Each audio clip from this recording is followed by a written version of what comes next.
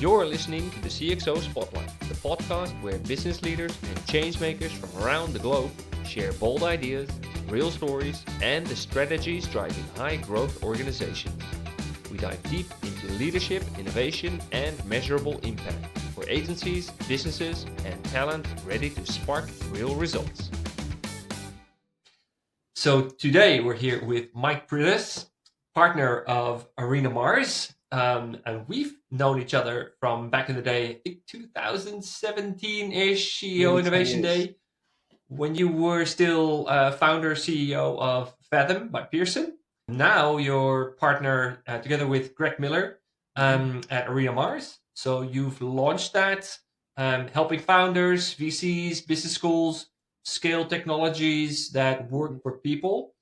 The one part that I loved about that is your vision and mission of helping them avoid some of the mistakes that you've been made or you've made along the way. Yeah.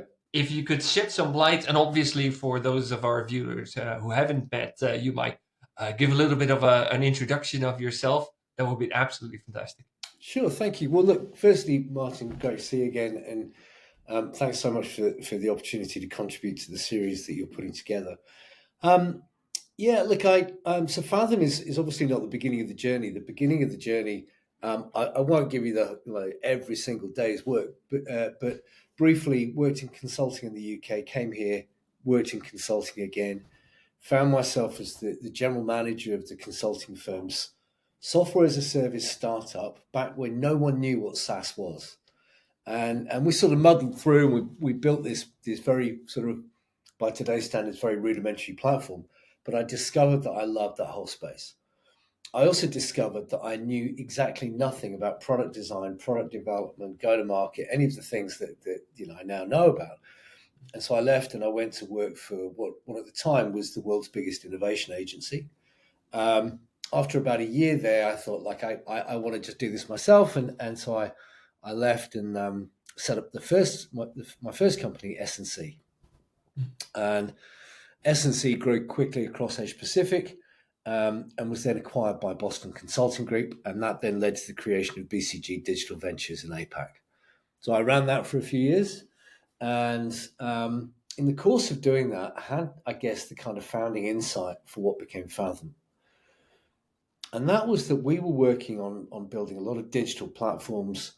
So I led the design of India's first digital bank, as an example. And I worked on a railway automation program in for what had previously been Queensland Rail. We built the Vogue and GQ media platforms in China. So a lot of quite different work. But the common denominator across all that work was using data and technology to build new either business or consumer products. The byproduct of doing that was that it changed the nature of work inside those companies. And so if you think about a digital bank, it doesn't have any branches, it doesn't have a call center, and a lot of straight-through processing rather than people doing all the underwriting and all that sort of stuff. And anyway, I'd get to the end of these projects and I'd be handing over what we'd built. And I'd be giving it to the CEO, CMO, CTO, CDO, but never CHRO. That person was never in the room. And in most large enterprise organizations 10 years ago, HR was a tactical fulfillment center. It was not a strategy driver or a value creator. Anyway, I'd sort of get to these meetings and I'd hand over the digital bank or the digital insurance product or the digital media business, whatever it is that we'd built. And clearly there would be an effect on the organization. And I'd say, what happens to the branch network? What happens to the call center? What happens to those people? Good question. And people would look around and they'd be like, well, they won't be here.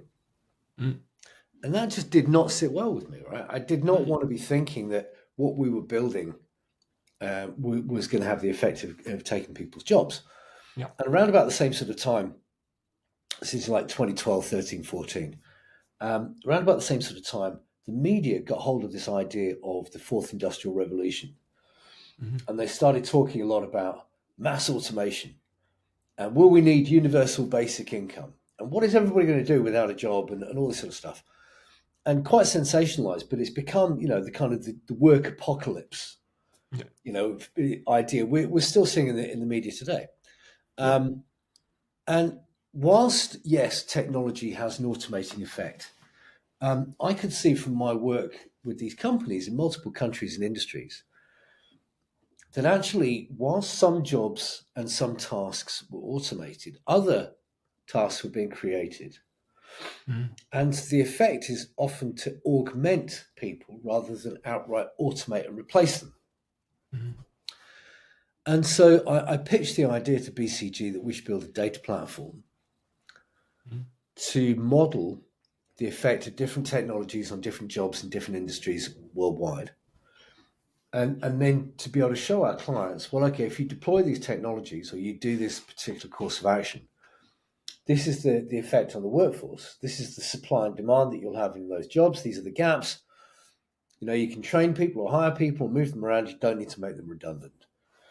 Anyway, pitched the idea to BCG. They said, yeah, no, that's not going to work. And I thought, well, yeah, I think it is. And so I left.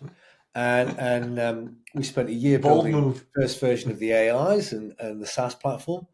Yeah. And amazingly, BCG became one of our first customers, and they were one of our big distribution partners. So there's a lot of media and research and stuff that BCG did.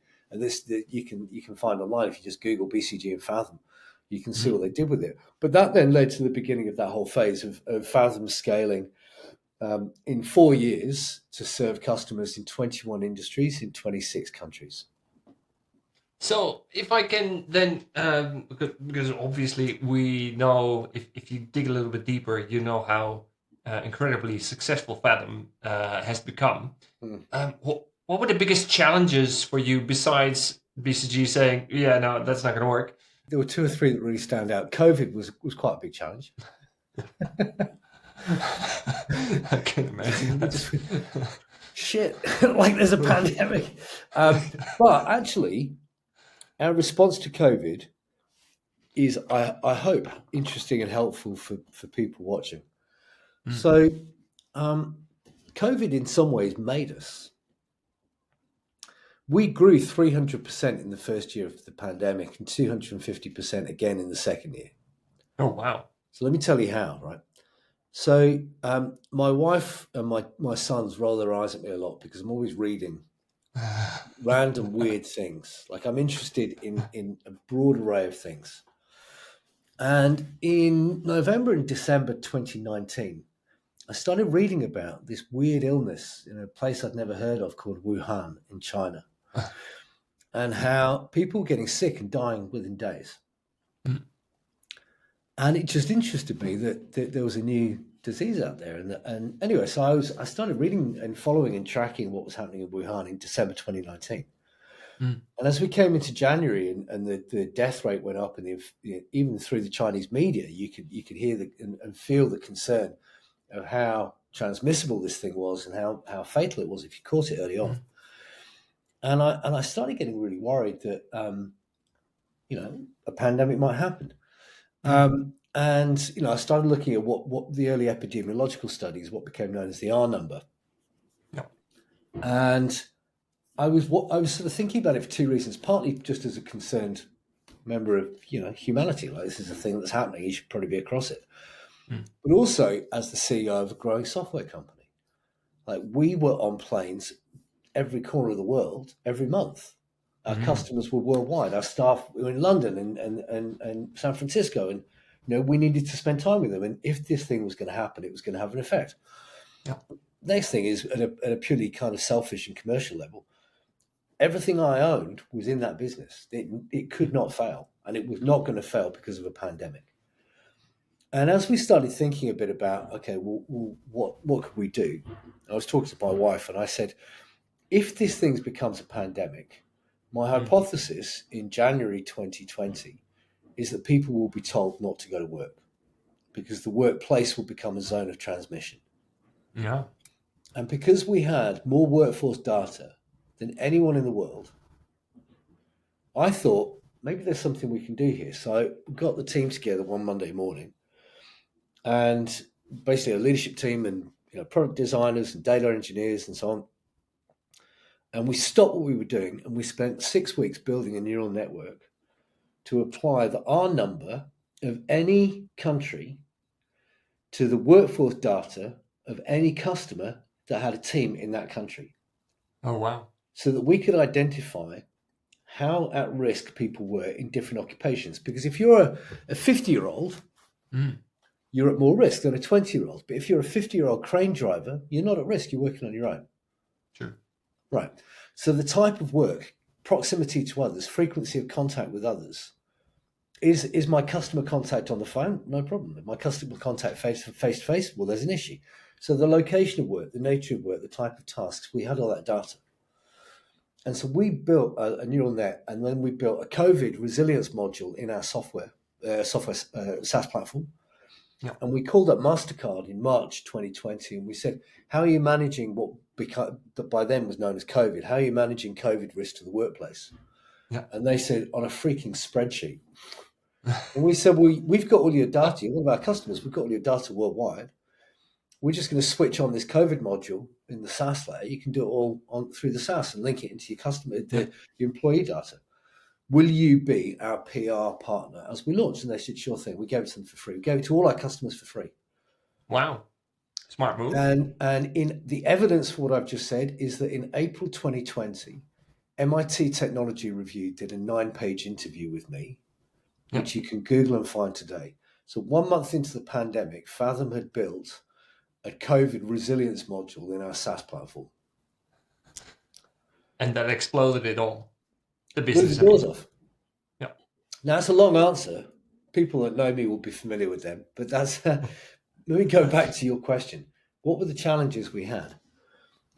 Challenges, you have challenges every day, different levels. So clearly, a pandemic is pretty big in the grand scheme of challenges. Yeah, not a small one. How you go about dealing with those challenges is the answer. The number one lesson is not how do you deal with if you've got an HR problem or a finance problem. It's more, if you're prepared, if you're thinking, if you're reading, if the back of your mind is never sort of shutting down about what are the potential risks, if your antenna are working and you're looking over the horizon at whatever is coming your way, good or bad, you're going to be a lot better placed to deal with that when that thing arrives. And I honestly, the team was amazing. We dropped everything we were doing. We built a neural network in 6 weeks, applied it into the platform. It was a bit of kind of string and sellotape and so on in the initial few weeks, but it kind of got better over time. We gave it to all our customers for free, but that then led to a whole bunch of new customer sales, people coming in because they'd heard about it. But honestly, if we were not thinking and reading and tracking data that may not be relevant but turned out to be super relevant, we wouldn't have dodged that bullet in the way that we did. You've had a lot of success with Fathom, without a doubt. So why the shift from founder to investor at Arena Mars? Well, thank you.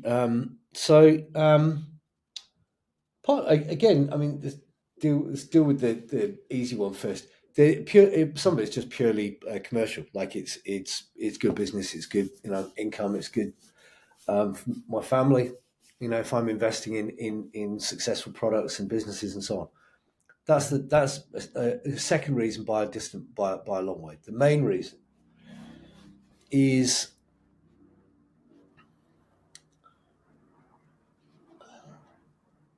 Australia's not very good at scaling technology companies.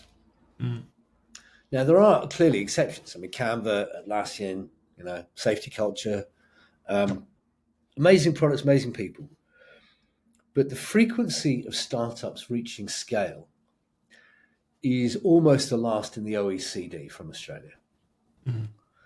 And honestly, that pisses me off a bit. I read a book 20 years ago called Reimagine. I used the term being pissed off quite deliberately because of this.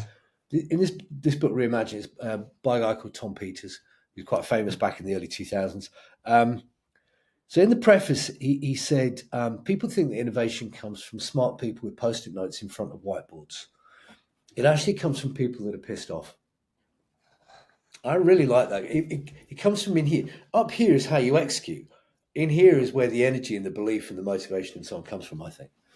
That's right. And the thing that pisses me off about the scale-up system in Australia is that we don't really have one. Mm.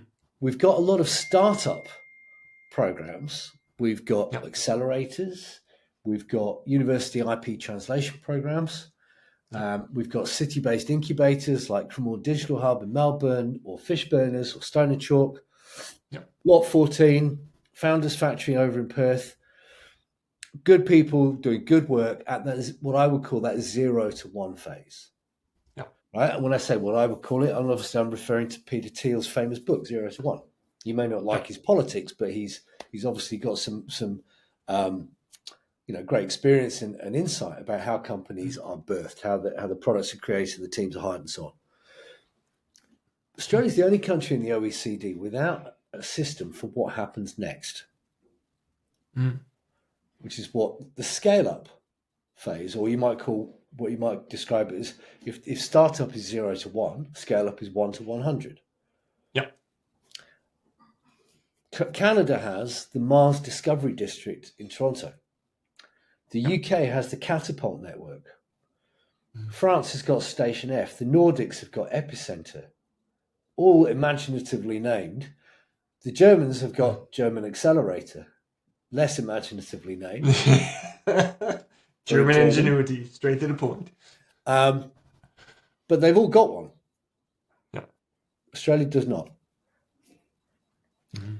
And we do have a growing number of good quality startups coming through. We do not have the national infrastructure to help those founders and those teams to find a more developed product market fit, to build effective go-to-market models and go-to-market teams and capabilities, to navigate through the many different types of partner organizations they might need to distribute through. There's no playbook for how do you set up subsidiaries in multiple other countries. I mean, Fathom, when we grew Fathom, we served customers, as I said, in 26 countries. And that was through a group structure where there were 5 entities in the Fathom group, because we had Fathom UK Limited, Fathom LLC in the US, different employment and payment and superannuation and so on kind of regimes. And then when we're trading and selling in multiple different countries, and how we kind of manage that, there's other countries provide support to startups going on that journey, but we don't. Yeah.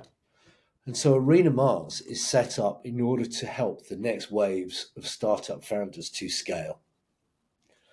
And what we're doing at the moment is immersing ourselves in that system in order to provide data points and evidence.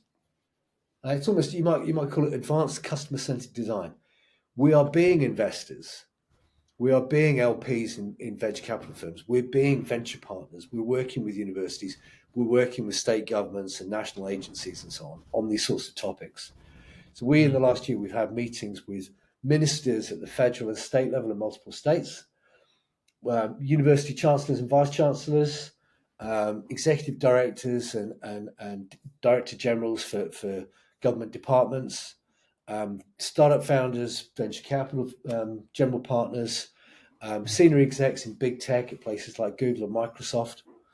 And all of this is about building our knowledge and our understanding and our insight about what does this market need in terms of scale-up help, as we also then start hiring in people to work in and lead the different mission areas that we're focusing on.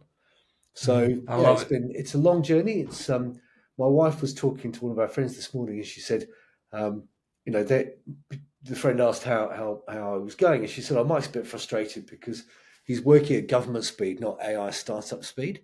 And that's true. And it is frustrating. It is not easy. And sometimes I wonder if I've bitten off more than I can chew. And sometimes it does feel a bit like 2 steps forward, 1 step back, because government works at a different speed, because universities are quite parochial and think, quite narrowly. No one's really thinking about the system at the national level. Yeah. But I believe in what we're doing, and I think we'll get there. At least, we're going to certainly try. So, from your perspective, why is the intersection of education, enterprise, entrepreneurship so critical right now?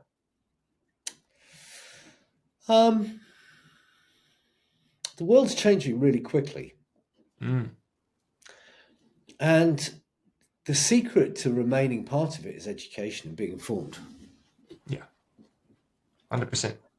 The nature of work is changing very dynamically. And the idea of large companies, it's an old idea. It's like a 100-year-old idea of enterprise coming together to create efficiencies of economies of scale and efficiencies in production. And there are certainly huge great companies that still exist, and banks and telcos and so on. But a lot of them exist because that's the way we have worked, not the way we will work. And technology is going to have an increasingly greater effect in terms of automating and changing how things happen. There are some industries which will be automated and remain still very large companies, like big mining companies. You still need a bunch of people, doing things like that.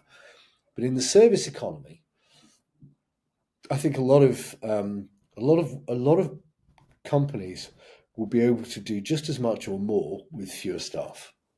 At the same time, technology makes it easier on a daily basis for entrepreneurs to do more. Low code, no code, the use of third-party technologies that you hook in with APIs. These things didn't exist 10 or 15 years ago. And yet, we can see what's happening, in the future in terms of, the scaling of these, they're relatively new technologies. They're already at a level of scale. And the advent, think back to the advent of cloud computing. It's only 15, 20 years ago. And I remember, I just turned 50, but I remember very clearly starting to hear about terms like big data. You don't even hear that word anymore because it's just assumed that data is big. True. Right. And so if you put those different ideas together, the world's changing fast and education is critical to remain part of it. Big companies are likely, they will still be big companies, but they will increasingly be using technology to drive their productivity. And that will have an ever greater effect on the individual. But at the same time, there are more opportunities for individuals to use those technologies personally to build new things. Well, that's why I think when you put it together, we often frame a lot of what we're doing as the kind of the nexus of technology, education, entrepreneurship, and kind of employment. I love it. So we talked a little bit about Arena Mars, the mission, the vision, which I absolutely agree with and I absolutely love. Thank you. I'm pretty sure I'm not the only one. Thank you. From your perspective, what does Australia really need right now, besides what Arena Mars is doing already, to compete on a global scale in tech and innovation? Good question. So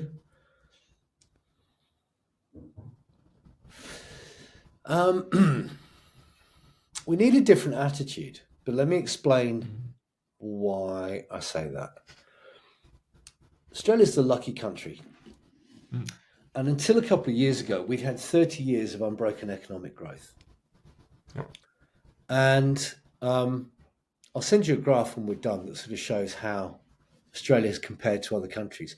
We're the only country out of the largest economies, with the exception of China, to have increased our share of global GDP in the last 30 years. And largely the rise of China has meant the decline of Germany, France, the UK, many other countries, Italy. Australia's grown by 20% our share of global GDP relative to what it was in 1990. And that means that we're all doing really well. Might be a cost of living crisis, but look out the window. Right? The world outside our homes in Australia is a good place to be. And if you think there's a better place, move there, because honestly, I would rather be here than pretty much any other country on earth right now, perhaps maybe with the exception of New Zealand, but even their economy is not going so well right now. But this has led to a level of complacency about our future in our place in that global context. because we've got used to 30 years of unbroken economic growth at a national level and at senior roles in every industry. We've never really had to face down any major challenges until COVID came along. But even that was, we didn't really do anything. It just kind of, we just stayed at home and the mRNA kicked in and, we were all okay after a year or two, right? It wasn't like we solved it. We just endured it.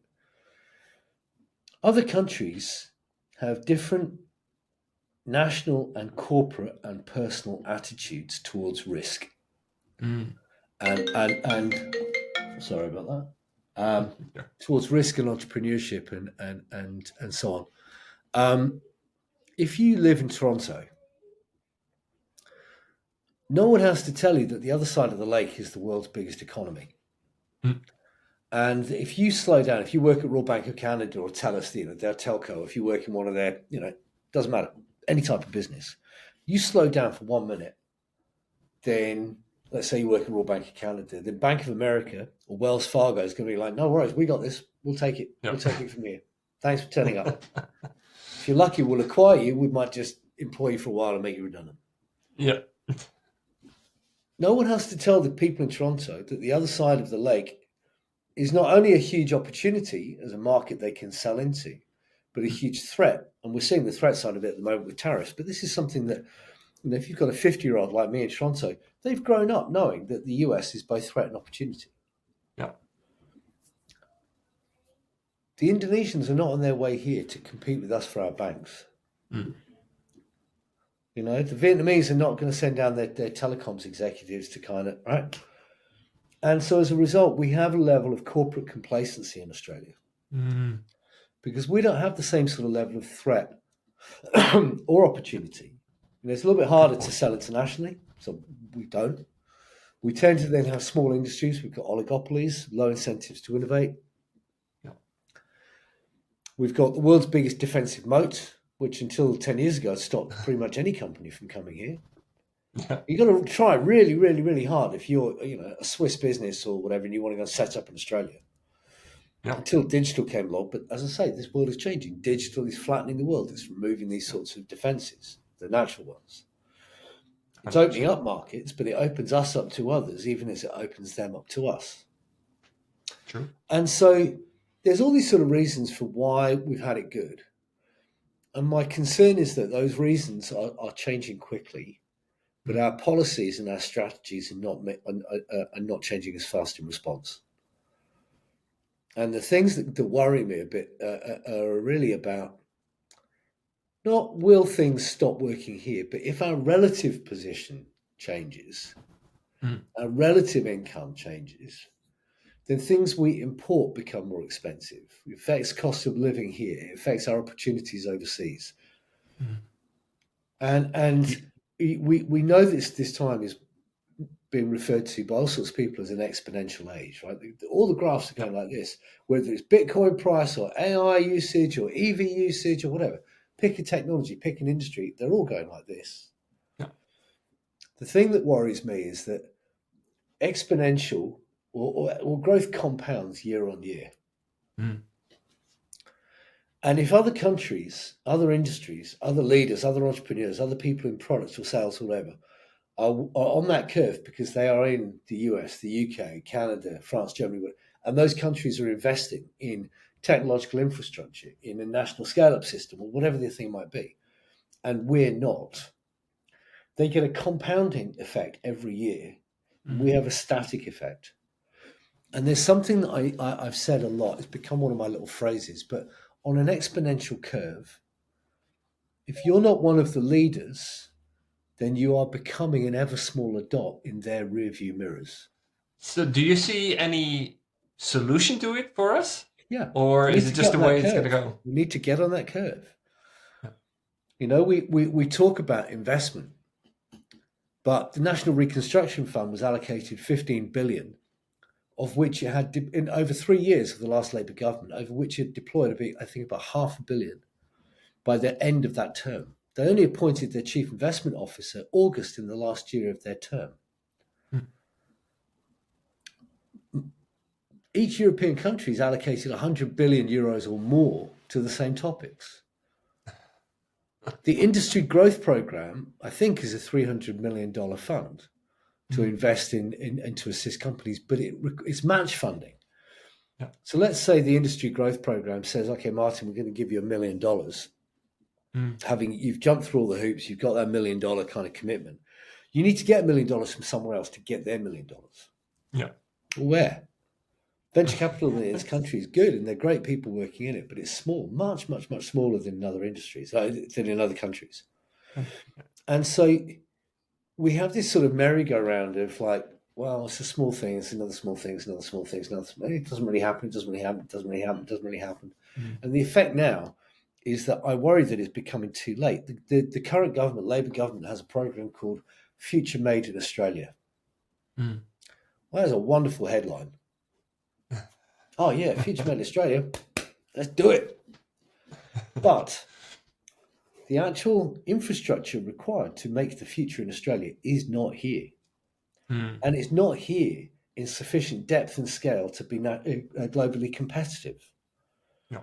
I watched a video from the Wall Street Journal last week on Chinese dark factories. Do you know what they are? Yep. Oh, yeah. Fully automated factories. Yeah. One of their electric car companies brought out a new electric car, announced a car about 3 weeks ago, and 2 or 3 hours later had 300,000 orders. And we think we're going to be competitive. I mean, I really would be thinking, if I was in policy land or strategy land, be thinking a lot more about what are the things that we are naturally, that we're actually good at. What are the industries that really matter here? What are the national challenges? We, in Arena Mars, we frame them as national missions. Things like housing, resources, mining industry. It's vital for Australia how we resource, how we manage that industry. How sustainable, how climate neutral it can be, and how do we manage? What are we doing in those industries? What are the new technologies? What are we doing with the energy transition? We've got literally one of the biggest patches of bare land on planet Earth that's carpeted in sunshine for most of the day. Why are we not investing in renewables at the kind of global level, right? Yep.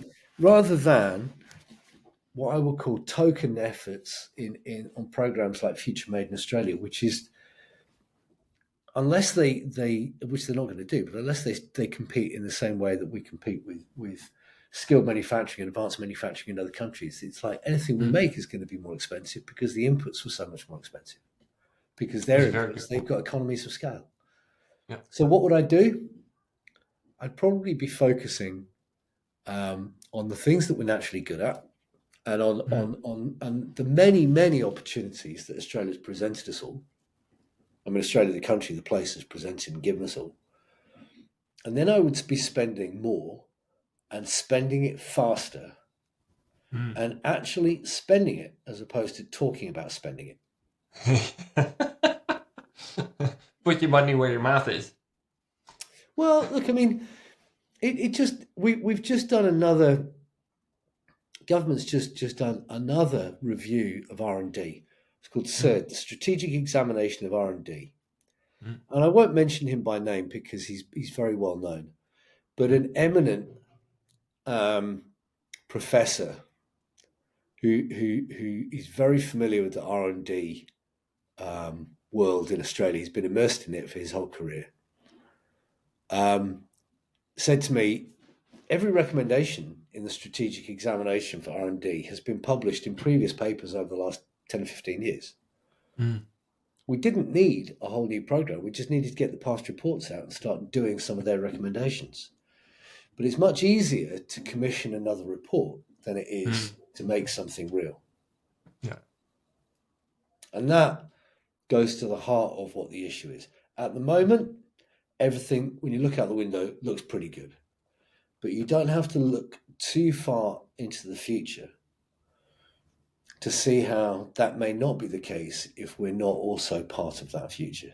Sounds like what you're doing right now with Arena Mars is also you're putting your bit in to get Australia on the map of tech and innovation, and catapulting fantastic businesses from startup, even pre-startup, if I'm not mistaken. Beyond financial return, what kind of impact do you want to see from the ventures that you're backing? I want to see people employed. Mm, I want to see the ideas that I see on a daily basis become real and scale.